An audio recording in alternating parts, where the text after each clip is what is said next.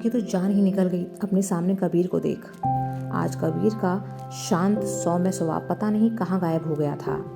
अगर कुछ था तो गुस्से से जलती लाल आंखें, कसी हुई मुट्ठियाँ और उसका रौद्र रूप कि जैसे उसका बस चले तो आज ही इस दुनिया से आतंक और आतंकवादी दोनों का नामो निशान मिटा दे। मुश्ताक ने आसपास देखा कि कोई और सोल्जर नहीं है, कबीर अकेला है। उसने अब धीरे से अपना हाथ पास ही रखी गन की तरफ बढ़ाया कि कबीर ने उसके हाथ पर अपना पैर रख दिया और बोला, आज तो तुम्हें मुझसे खुद भगवान भी नहीं बचा सकते मुश्ताक। अगले ही पल वहां देव और बाकी सोल्जर्स भी आ गए। उन्होंने उसे चारों तरफ से घेर लिया। देव गुस्से से बोला, कबीर अभी और इसी वक्त खत्म कर दे इसे। ऐसे लोगों का जीने का कोई मतलब ही नहीं बनता जो धर्म की आड़ में छिपकर अपने स्वार्थ के लिए किसी की भी जान लेने से नहीं चूकते। कबीर ने मुश्ताक के सीने पर अपनी गन रख दी। यह देखकर मुश्ताक ने डर से अपनी आंखें बंद कर ली। कबीर जैसे ही उसे शूट करने को हुआ कि उसे कुछ ख्याल आया और फिर रुक गया। उसने अपनी गन हटा ली। देव हैरान सा उसे देख रहा था कि आखिर कबीर शूट क्यों नहीं कर रहा है। मुश्ताक ने जब कुछ वक्त बाद महसूस किया कि कबीर ने गोली नहीं चलाई है तो उसने आंखें खोलकर उसकी ओर देखा तो पाया कि कबीर उसे ही घूरे जा रहा था। देव चीख पड़ा, कबीर क्या सोच रहा है? खत्म कर दे इसे। ऐसे हैवान जीने के लायक ही नहीं है। ये बस समाज में गंद फैलाते हैं। कबीर चुप खड़ा रहा। यह देख देव ने आगे बढ़ अपनी गन मुश्ताक की तरफ की।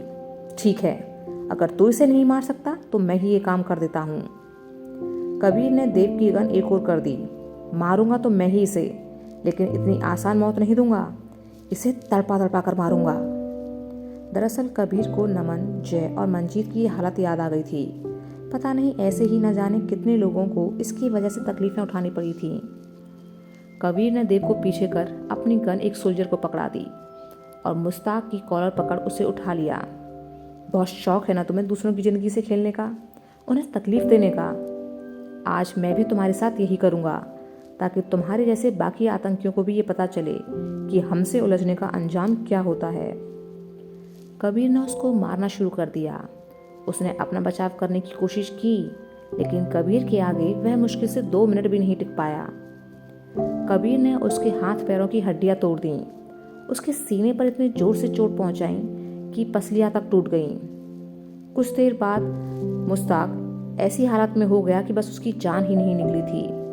वह बुरी तरह से घायल पड़ा हुआ था और असहनीय दर्द से चीख रहा था। कबीर अब उससे कुछ दूरी पर जा बैठा और मुश्ताक को तड़पते हुए देखने लगा। मुश्ताक देव और बाकी सभी सोल्जर से मदद मांगने लगा, लेकिन किसी पर उसकी फरियाद का कोई असर नहीं हुआ, क्योंकि जितनी बेरहमी उसने औरों के साथ दिखाई थी उस हिसाब से तो ये फिर भी बहुत कम थी। मुश्ताक को लगने लगा कि वह बच नहीं सकेगा। दर्द भी सहन नहीं हो पा रहा था। वह अब इस दर्द से छुटकारा पाने के लिए कबीर के सामने हाथ जोड़ने लगा कि उसे मार दिया जाए। कबीर उस वक्त एकदम पत्थर बन चुका था। उस पर मुश्ताक की किसी भी फरियाद का कोई असर नहीं हो रहा था। लगभग आधे घंटे बाद मुश्ताक तड़प तड़प कर मर गया। इस कहानी की सिन्हा सर क्वार्टर में परेशान से बैठे थे कि तभी ऋषभ का फोन आया। उसने बताया कि वह हॉस्पिटल पहुंच चुका है। अगर आप यह सुन सिन्हा सर जल्दी से उठकर बाहर की ओर जाने लगे कि तभी माही से टकरा गए। इसे चुराकर पोस्ट किया है। क्या बात है चाचू, आप काफी परेशान लग रहे ऐसे हैं लोगों की और इसे जल्दबाजी में कहाँ जा रहे हैं? उनके चैनल पर इस कहानी को सिन्हा सर सोच में पड़ गए कि क्या कहें। नहीं, बस थोड़ा काम था।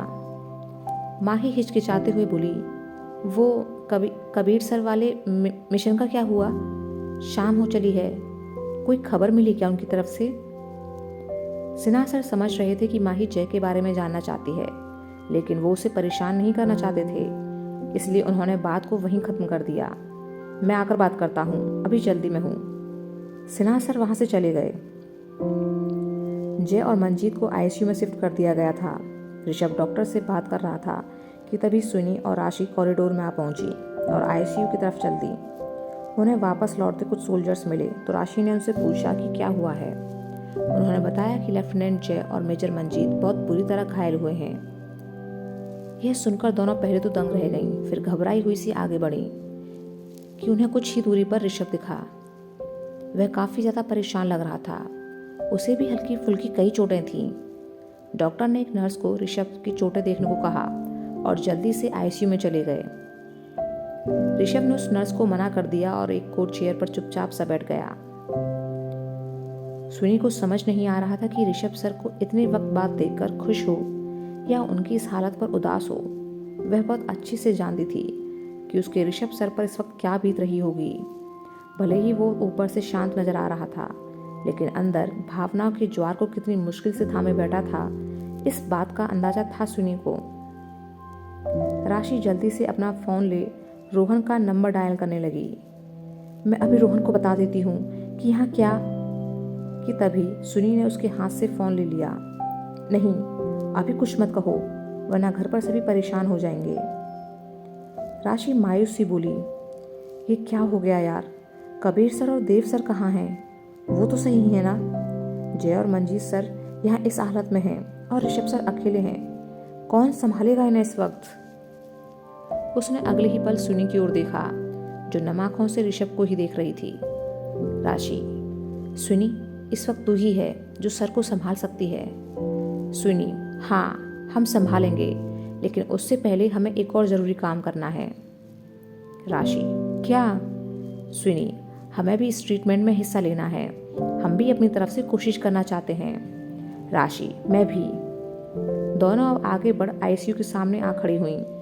सुनी ने कुछ ही दूर बैठे ऋषभ को देखा। राशि उसे अकेले छोड़कर अंदर चली गई। ऋषभ चेयर पर बैठा खुद ही से मन ही मन बातें कर रहा था। तू परेशान मत हो ऋषभ, सब ठीक हो जाएगा। इन दोनों को कुछ नहीं होगा। देव और कबीर भी जल्दी ही लौट आएंगे, फिर हम सभी साथ मिलकर घर जाएंगे। बस ये आज का वक्त निकल जाए। बाबा हमेशा कहते थे कि भगवान इतने भी बुरे नहीं हैं जितना मैं सोचता हूँ। बाबा सही कहते थे। अब और कुछ नहीं खोना पड़ेगा मुझे। ऋषभ खुद से इस कदर उलझा हुआ था कि सामने चंद कदमों की दूरी पर खड़ी सुनी दिखाई नहीं दी। सुनी ने जैसे ही पहला कदम उठाया कि तभी सिन्हा सर सामने से होते हुए ऋषभ के पास जा खड़े हुए। कैसे हुआ ये सब? ऋषभ उन्हें देख उठ खड़ा हुआ और सब कुछ बताने लगा। सुनी दोनों को बातें करता छोड़ अंदर चली गई। जय और मंजीत का ऑपरेशन शुरू होने ही वाला था कि दोनों ने डॉक्टर्स को कन्विंस कर लिया कि वो भी इसमें उनकी हेल्प करना चाहती हैं। राशि जय के पास तो सुनी मंजीत के पास चली गई। उनकी ये हालत देखकर दोनों की आंखों में आंसू आ गए। थोड़ी ही देर में दोनों का ऑपरेशन शुरू हो गया था। सिन्हा सर ने ऋषभ के कंधे पर हाथ रखा। हौसला रखो, सब ठीक हो जाएगा। ऋषभ एकदम शांत हो गया और नजरें आईसीयू की तरफ जा टिकी। तभी सिन्हा सर को खबर मिली कि मुस्ताक मारा गया है। ऋषभ से थोड़ा दूर जा उन्होंने अब कबीर से बातें करनी शुरू कर दी। तुम लोग आज रात वहीं रुको और वहां का चप्पा चप्पा छान मारो कि कहीं कोई आतंकी छुपकर तो नहीं बैठा। याद रहे, एक भी आतंकी बचना नहीं चाहिए। Kabir, yes sir. वह कुछ कहना चाहता था लेकिन खामोश हो गया। दूसरी तरफ से देव बोला, मंजीत और जय का पूछना कबीर, कैसे हैं वो?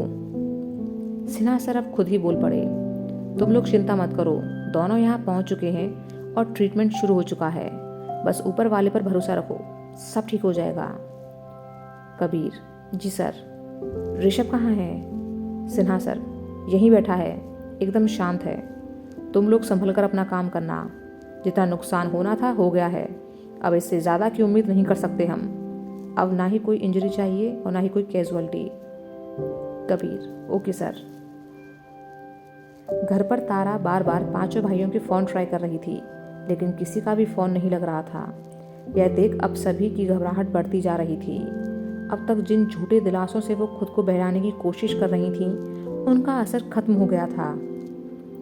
जय के पापा मिस्टर दीक्षित भी दूसरी तरफ से लगातार कोशिश कर रहे थे कि उन्हें कुछ पता पड़ जाए जय के बारे में, पर कुछ भी पता नहीं चल रहा था। कबीर ने सभी सोल्जर्स को बताया कि सिन्हा सर ने क्या कहा है। वह और देव अपनी टीम के साथ सर्च ऑपरेशन में लग गए, लेकिन उनका दिल तो वहीं अपने दोस्तों के साथ था। माही को पता चला कि सुनी और राशि वापस आ गई हैं और हॉस्पिटल में ही हैं, तो वह खुश होती हुई उनसे मिलने चली गई कि दोनों से उनका हालचाल पूछ लेगी और राशि से उसकी सगाई के बारे में भी पूछेगी। वह हॉस्पिटल के बाहर पहुंची ही थी कि बाहर खड़े सिन्हा सर को देखकर रुक गई। सिन्हा सर एक सोल्जर से जय और मंजीत की कंडीशन के बारे में उन्हें अपडेट देते रहने को बोल रहे थे। यह सुनते ही माही समझ गई कि जय घायल हुआ है। सिन्हा सर की नज़र माही पर पड़ी तो सोल्जर को वहां से भेज दिया। उन्हें अकेले देख माही उनके पास आई और रोते हुए बोली, आपने मुझे क्यों नहीं बताया कि जय और मंजीत सर घायल हैं, जबकि मैंने आपसे पूछा भी था। जय दोस्त है मेरा, मुझे उसके बारे में जानने का पूरा हक है। सिन्हा सर माही को संभालने की कोशिश करने लगे। मैं तुम्हें परेशान नहीं करना चाहता था, और अभी ट्रीटमेंट चल रहा है ना, सब ठीक हो जाएगा, तुम बस हिम्मत रखो। माही, लेकिन हुआ क्या है? सिन्हा सर ने जय का बताया कि उसे 2 गोलियां लगी हैं। इतना सुनना था कि माही घबराकर जोर जोर से रोने लगी। सिन्हा सर ने पहले तो उसे प्यार से समझाने की कोशिश की, लेकिन माही का रोना नहीं रुका। आखिरकार सिन्हा सर ने सख्ती के साथ कहा, एक सोल्जर के साथ जिंदगी बिताने का सपना देखने वाली लड़की का इतना कमजोर होना भी सही नहीं। याद रखना, एक सोल्जर के परिवार को यह एहसास लेकर साथ जीने की आदत होती है कि पता नहीं कब क्या हो जाए। उन्हें इसके साथ जीने की आदत डाल लो और खुद को हर परिस्थिति के लिए तैयार रखना। अगर तुम्हारी ही तरह किसी सोल्जर की पत्नी का दिल रहा तो कैसे अपना फर्ज निभा पाएगा? माही अब थोड़ा शांत हो सिन्हा सर को देखने लगी। सिन्हा सर, अपने आंसू पोंछ डालो और जाकर देखो अपने दोस्त को। माही सुबकते हुए बोली, क्या आप फौजियों का दिल पत्थर का होता है? क्या आप लोगों को दर्द नहीं होता चाचू?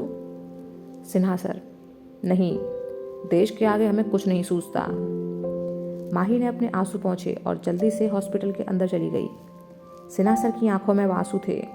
वो फीकी सी हंसी के साथ खुद से बोले, सभी लोग भी तो हमसे यही उम्मीद करते हैं कि सोल्जर्स बहुत स्ट्रांग होते हैं और उन्हें कोई तकलीफ नहीं होती, लेकिन वो ये क्यों भूल जाते हैं कि हम भी इंसान हैं। अपने साथियों को खोने पर, अपने परिवार से दूर रहने पर हमें भी तकलीफ होती है, पर हम सब कुछ अपने दिल में समेटे घूमते हैं। कोई हमारी तकलीफ नहीं समझता और ना ही हम जता सकते हैं, क्योंकि जिम्मेदारी जो है इन कंधों पर। सिन्हा सर ने गहरी सांस ली और चले गए। माही कुछ ही देर में ऋषभ के पास पहुंच गई, जो चुपचाप चेयर पर बैठा था। वह आहिस्ता से उसके पास आ खड़ी हुई। ऋषभ ने नजरें उठाकर उसकी ओर देखा तो वह नम आंखों के साथ मुस्कुरा दी। ऋषभ ने उसका हाथ पकड़ा और अपने पास वाली चेयर पर बैठा लिया। तुम्हें भी दे दिया ना ऋषभ सर ने उपदेश, तभी अपने आंसू छुपा रही हो, है ना? माही ने हाँ में सिर हिलाकर उसकी बात पर सहमति जताई। ऋषभ, तुम चाहो तो रोकर अपना दिल हल्का कर सकती हो, मैं किसी से कुछ नहीं कहूँगा। इंसान को तकलीफ होगी तो रोएगा ही, फिर ये पाबंदी तो हम सोल्जर्स के लिए है ना बस। माही धीरे धीरे सुबकने लगी। काफ़ी देर बाद राशि बाहर निकल कर आई और ऋषभ माही के पास जा खड़ी हुई। उसे वहां देख ऋषभ एक बार को चौंका, फिर अगले ही पल शांत हो गया। माही उसे देखते ही खड़ी हो गई। जय कैसा है, सब ठीक है ना? ऋषभ का दिल जोर से धड़क रहा था कि पता नहीं राशि क्या कहेगी। राशि, जय अब खतरे से बाहर है, लेकिन मंजीत सर।